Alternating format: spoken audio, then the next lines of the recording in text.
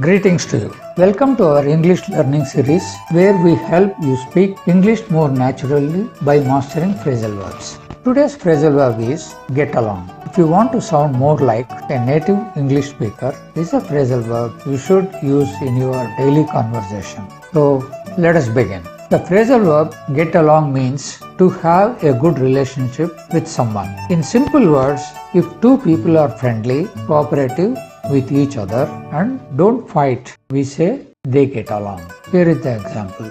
They get along very well. That means they have a very good relationship. You can also say, my brother and I get along very well. Another sentence, our neighbors get along with everyone. Normally the structure is subject plus get along with and person. Notice that we often say get along with someone. Let us look at a few more examples. I get along well with my classmates, meaning I have a friendly relationship with my classmates. She gets along with her boss, meaning she and her boss have a good working relationship. Do you get along with your neighbors? This is a common question people ask when talking about relationships, meaning do you have a good relationship with your neighbors? The two children don't get along at first, but now they are best friends. This means they had a problem earlier. Now they have a good relationship. I get along my friend. This is incorrect usage. The correct usage is I get along with my friend, meaning I have a good relationship with my friend.